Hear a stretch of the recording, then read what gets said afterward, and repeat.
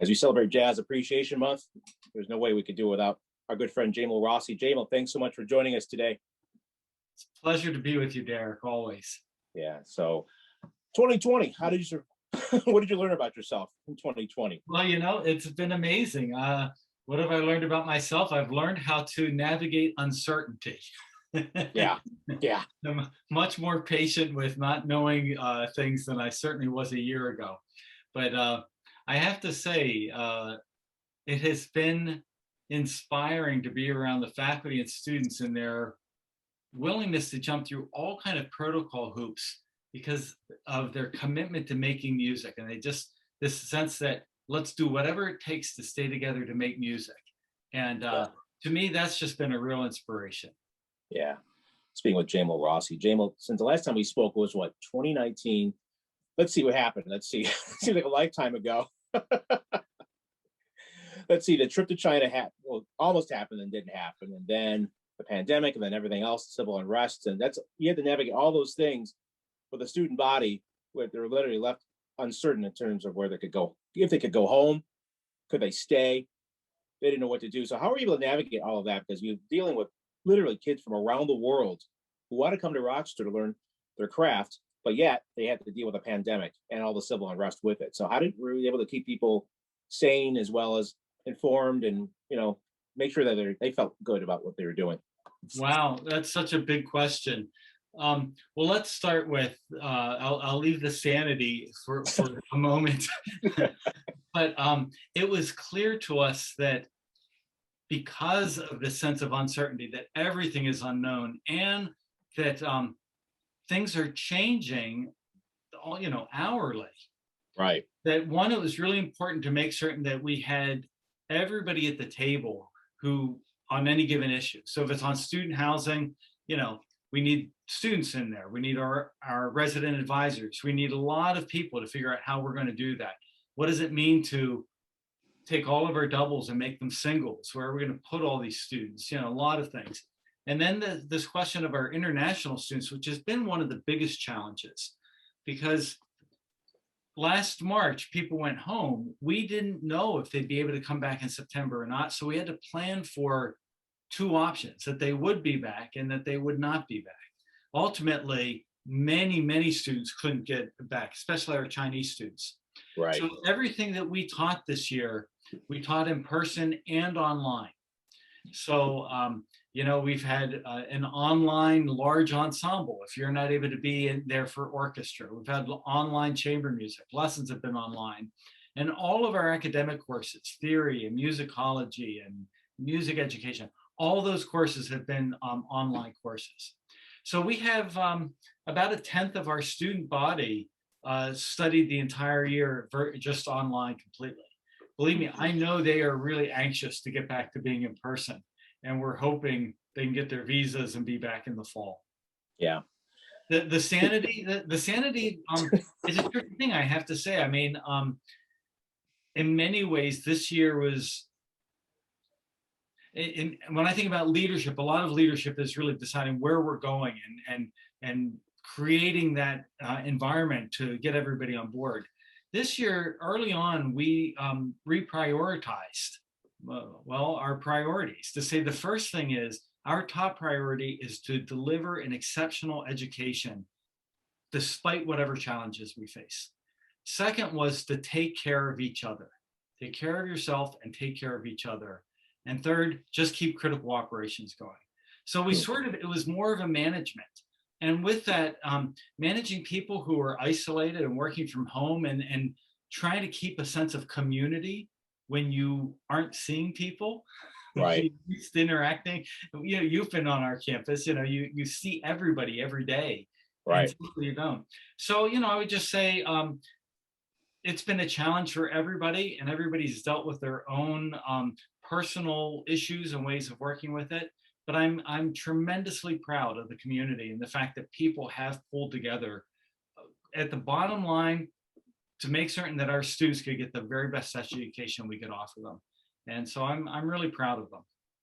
Speaking with Jamal Rossi. Jamal, that being said, with the pandemic and everything coming with it, how have application numbers changed during all of this? Because there's just so much uncertainty you have to navigate how do you deal with that? People applying or not applying, or if they can come or not, or should? Yeah, great question. And we're still working through it.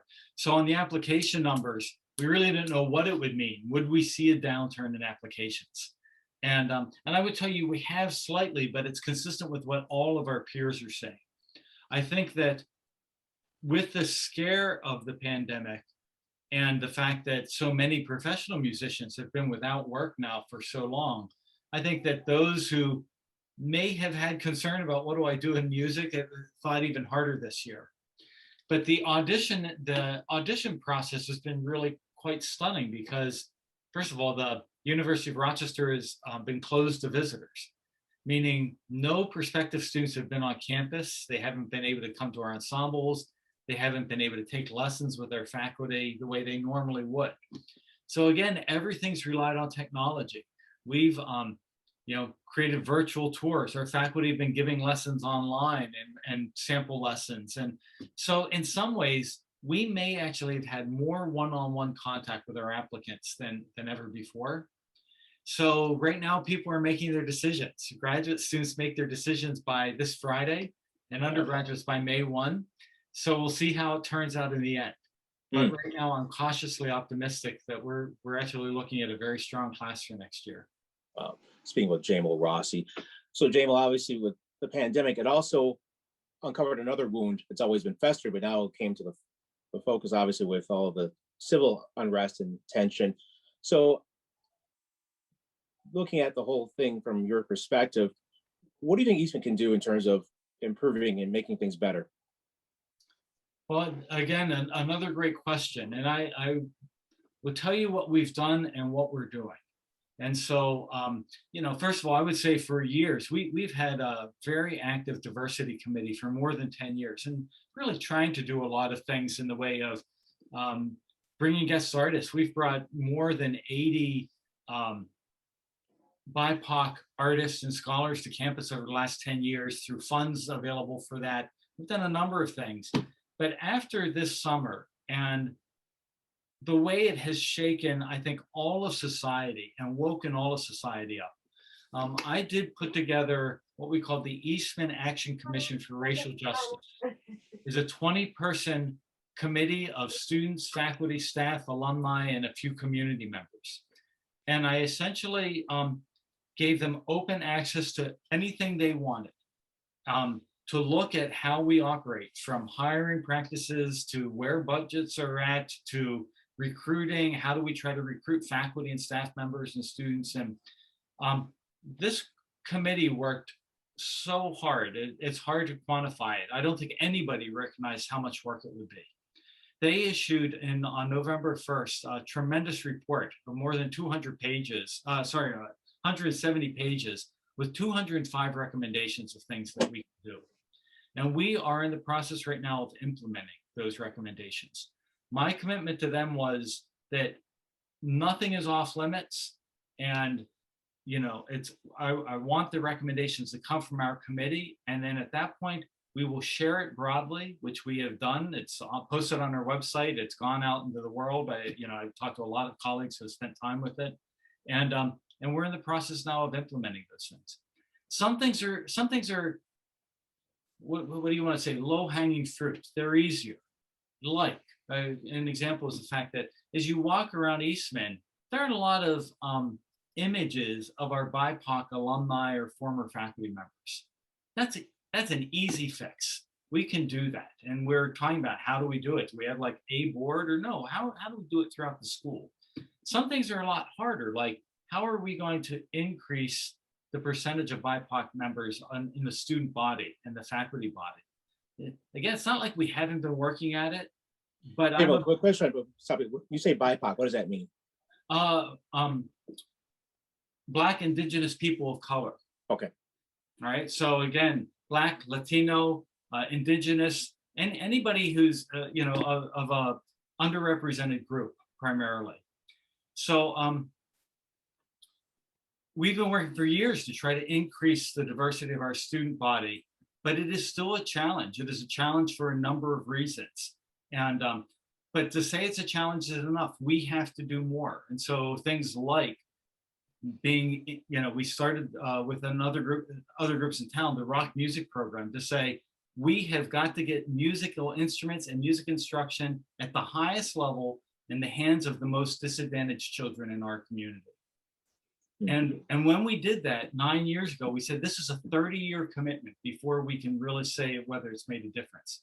I'm so thrilled that we started 9 years ago. We have our first graduate of rock music who graduated high school last year, is now a student at Eastman. And again, I don't expect them all to come, but whether they, first, I just want them to graduate high school and go to college. Some will go to music and some will come to Eastman. So that's just one example of things that we're trying to do. But the last thing I'd say is this, is there's a real sense of community at Eastman, and something that our alumni talk about all the time. Guest artists, when they come, they say, boy, there's this wonderful esprit de corps at this school. It's great. And we've always taken pride in it. But when you read that report from the Eastman Action Justice Commission, you realize that not every person experienced that community in the same way. And there are some really very challenging and difficult stories of what some of our previous students experienced. And so, we are absolutely committed to making certain that every person feels welcome, safe, respected, embraced in our community. And that it starts with the top, with making certain that I communicate that message, but it has to permeate the music we program, what we study in our courses. It just has to permeate everything we do. And that's what we're working on doing right now.